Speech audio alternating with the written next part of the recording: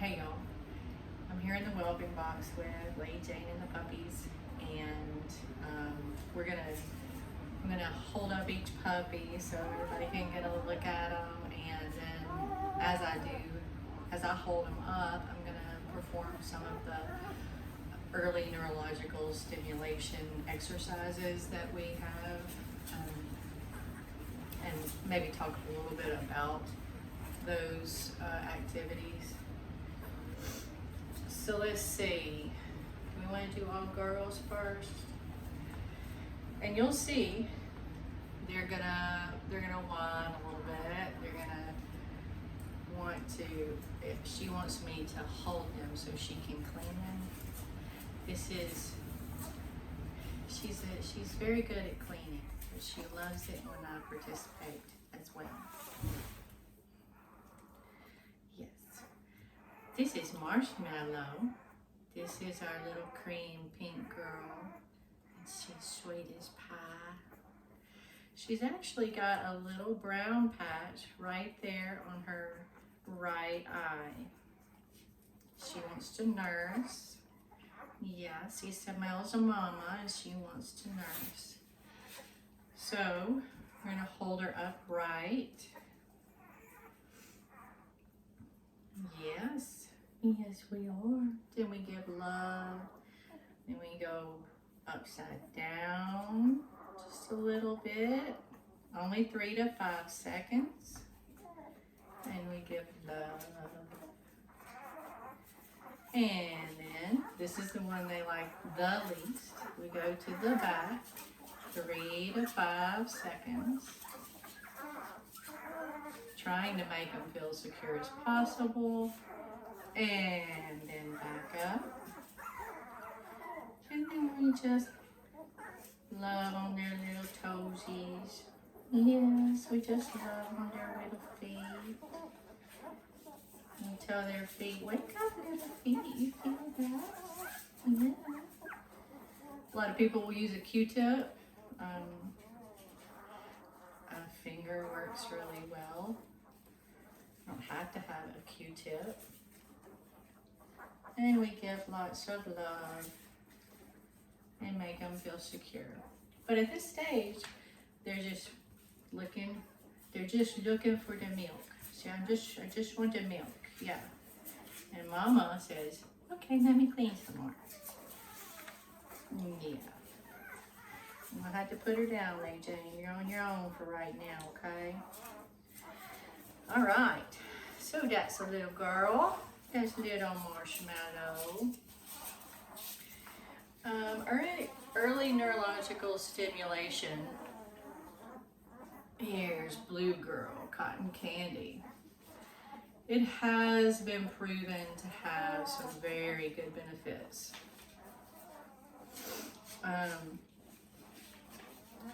It improves their heart rate, the strength of their heart. It improves their adrenal glands. Studies have shown that as they, later in life, as they are introduced or exposed to mazes, that they outperform their counterparts.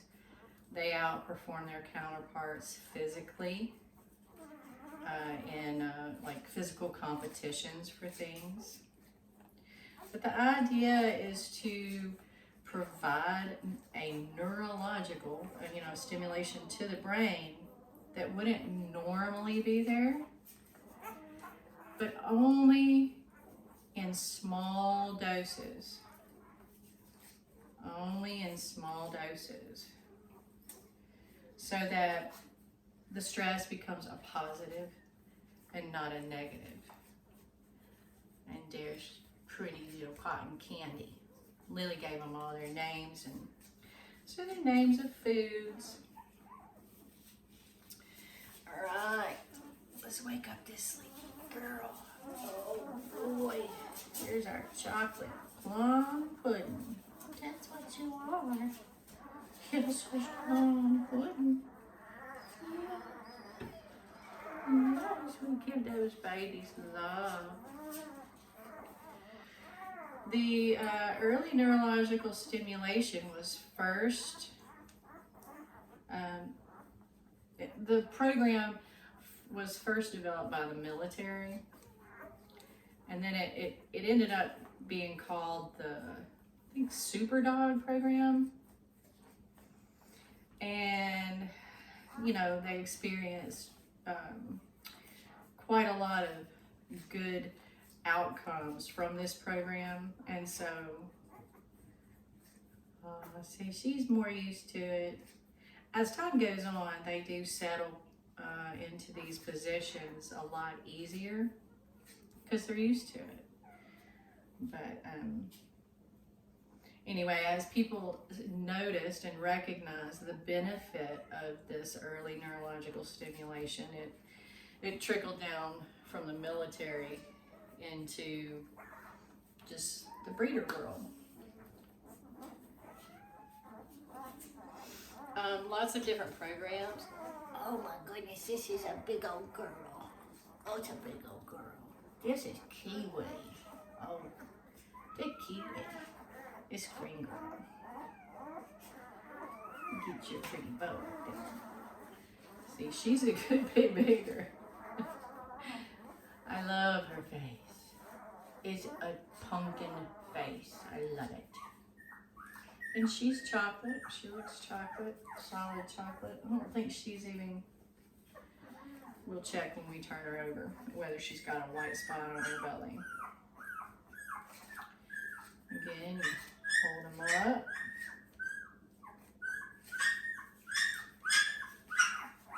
And in general, not every time by any means, but in general, bigger dogs tend to handle the stresses better than the little dogs at first.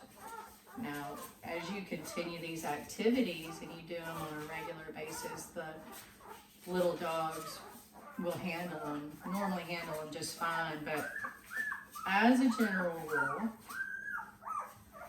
the bigger dogs are, I don't know,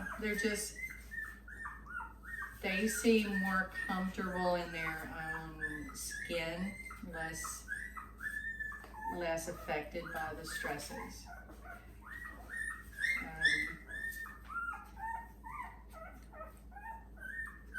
Like a pumpkin, yes. Sometimes your nose works well. Yeah, you can rub the toes with your nose. Yeah. Oh, I forgot to look. No, she doesn't have a white patch on her belly. No, she doesn't. All right. Let's see. Okay. I don't think I did dragon fruit, did I? Well, she is nursing, so I'm not going to interrupt her at this moment. I'm going to go ahead and start with a couple of the boys that aren't nursing. Here's the cutie pie kumquat.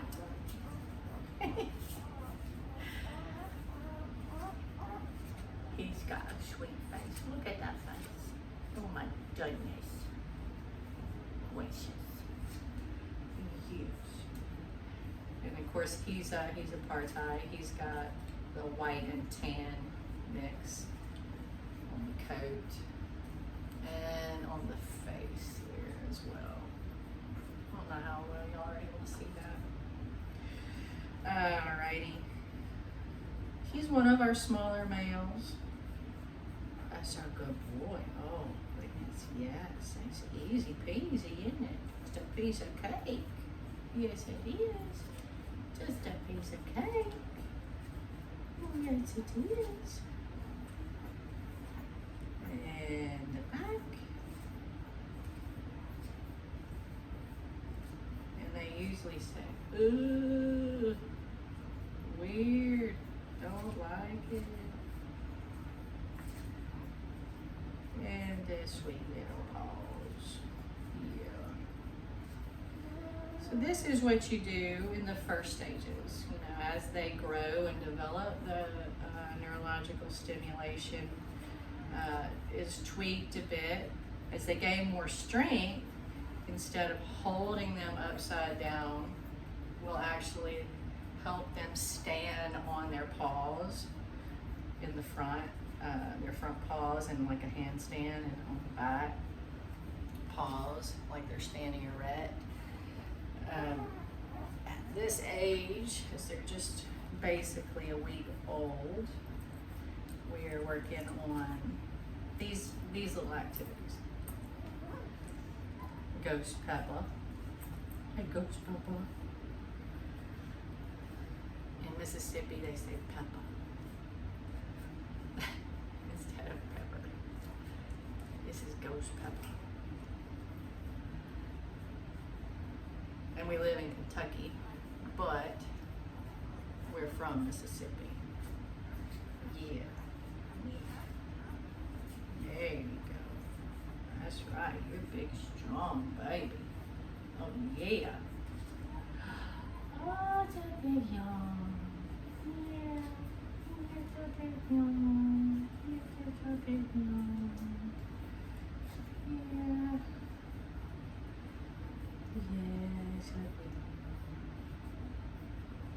Oh, yeah. You're getting used to it. There you go. Chilling out. Chilling out.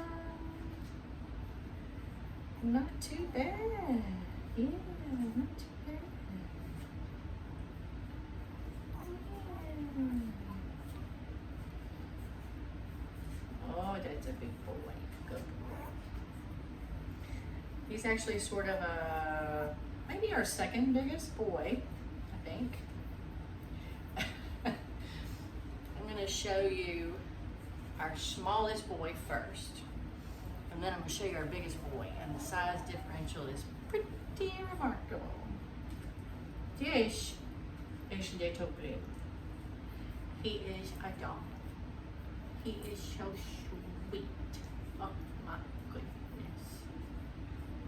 He's so little. He's a chocolate baby. He does have the little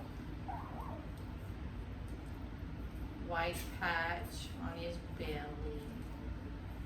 Yes, yeah, I'm gonna have a little white patch on my belly.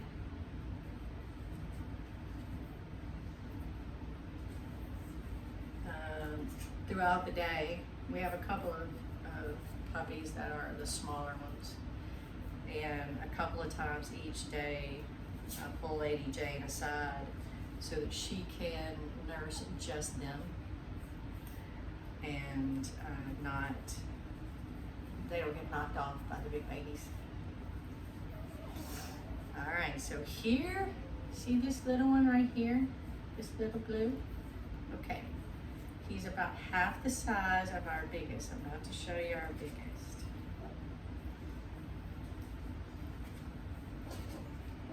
And he's actually eating, so we're gonna have to ask him to take a little break, but at first, he's gonna think, that is very sad.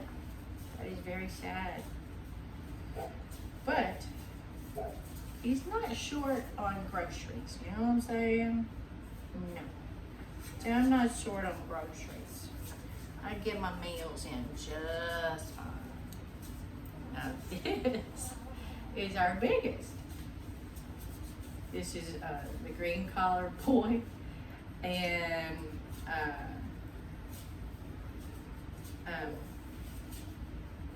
what did Lily call? Oh, green apple, sour apple. Sour apple is what Lily named him. So I still think he is apartheid. I think the rule is that if 50% of the coat or more is white, then it's considered apartheid. His whole underbelly is white, as well as portions of his back. So I'm pretty sure he's apartheid. Don't you hear that noise? Yeah. And like I said, the big babies, they tend to just deal with the stresses a little bit better. They just do. Oh, goodness. Oh, goodness.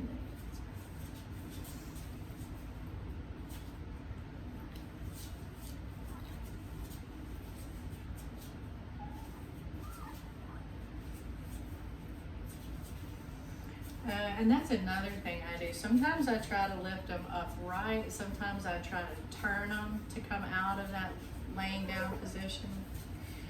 And the reason I do that is just because I think it gives them a sense of direction for their bodies and the environment. So they have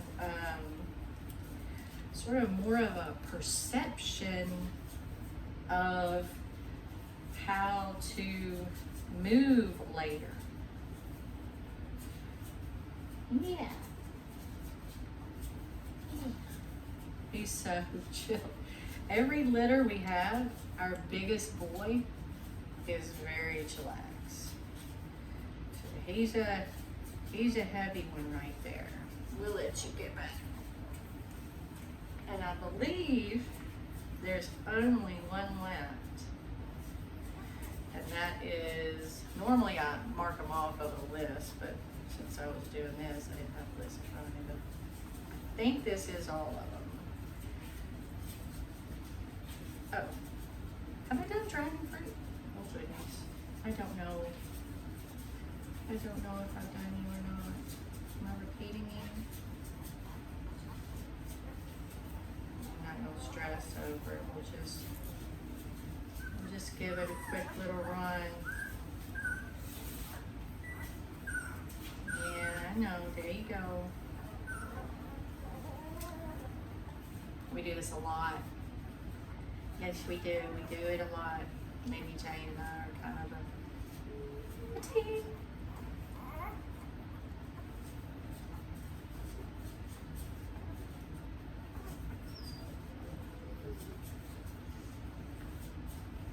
We're just going to go ahead and put her on her back.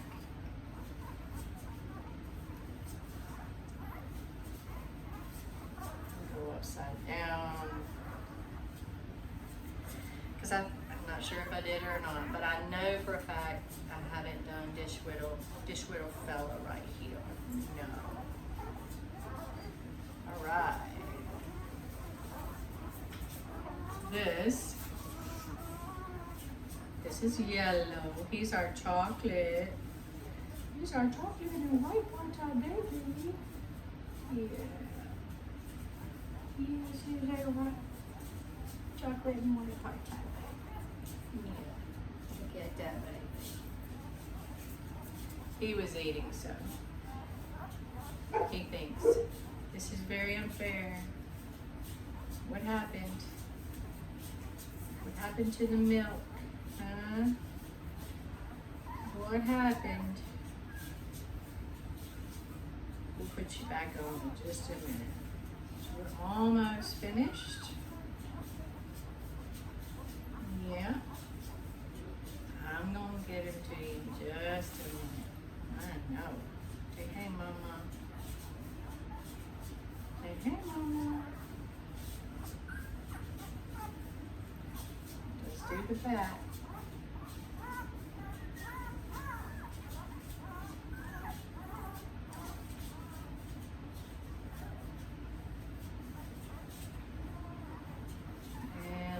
Says that ain't clear. So, we usually spend once a day doing specific activities like this. We do have, all day, we have snuggles and